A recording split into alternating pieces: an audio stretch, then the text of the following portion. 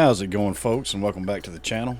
Some more news on the PlayStation side, or I should say the PlayStation fanbase side. This is from Push Square. Angry PlayStation fans propose PS5 blackout in protest of Sony's disc decision. Unplug your consoles for a week in August. As I wrote in a recent article, Sony's run out of goodwill with its most loyal fans, and the PS5 disc debacle is the straw that broke the camel's back. Now engaged fans are rallying to organize a blackout, which will see all like-minded parties unplug their consoles from 23rd of August to the 30th of August. The idea is to send the company a message by hurting one of the statistics it treasures most: active players. In a statement shared on social media, organizers said the platform holder had grown further apart from its fan base. And it really does feel that way, guys. I mean, it just feels like Sony keeps getting further and further away from reality of the fans. But anyway, let's continue. The post laments the loss of first-party developers like Bluepoint and Japan Studio, as well as the abandonment of franchises such as Sly Cooper and Resistance.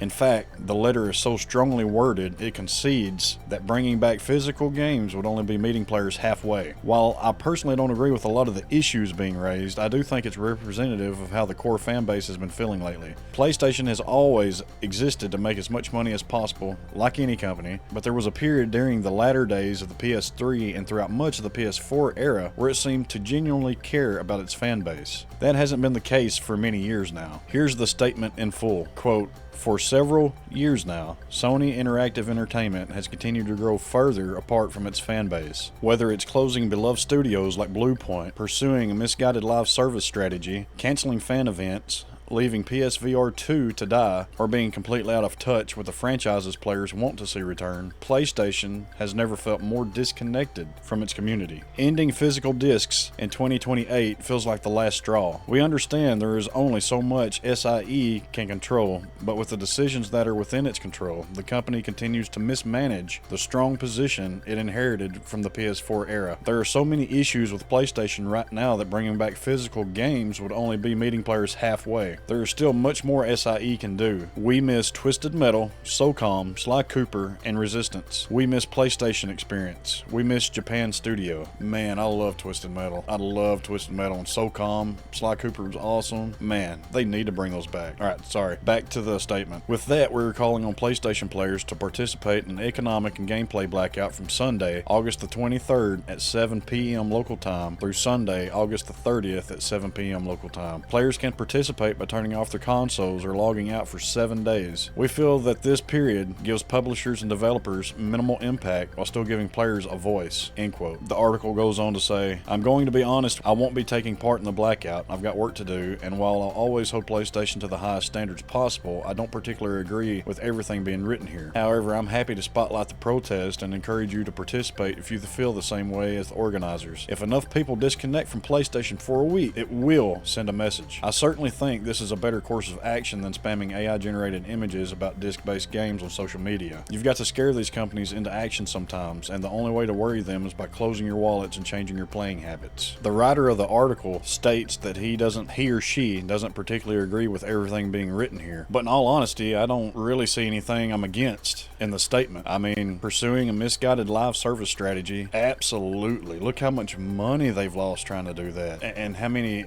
games they've just shut down. I mean, they've lost so much money doing that. Being completely out of touch with the franchises players want to see return, absolutely. Twisted Metal's mentioned here, SOCOM's mentioned here. I've never understood why there hasn't been another Twisted Metal or SOCOM, or honestly any of them that he just quoted. Twisted Metal, SOCOM, Sly Cooper, or Resistance. Now, I never really played much Resistance, but I mean, I know it's a great game. But Twisted Metal, man, I played the crap out of that. Why just let it rot by the wayside? I don't get it. It does seem like the company has been mismanaging, I don't know. As it says right here, the strong position it inherited from the PS4 era. The PS4 was a great console, but I will say, if you go back to the PS3, you'd be surprised how many articles and videos I've watched of people that refuse to this day to move past the PS3. simply because they thought Sony screwed them over. Because do you remember what happened during the PS3 era? Or excuse me, at the end of the PS3 era? They went from free online to then taking Xbox's lead, and now you have to pay for online. A lot of people is upset to this day over that, and that's one of the biggest arguments against consoles right now is, where's the free online? We're already paying for our internet. Why are we paying you to play the games online when you don't have to do that on PC? Like, there's no reason at all whatsoever that PC's online is free, but consoles you have to pay a subscription for. Now, given that's not all games, the free-to-play games like Fortnite and Warzone, you don't have to pay for online. I mean, you can play online for free on those, but pretty much the games that you pay for, you have to pay for the online multiplayer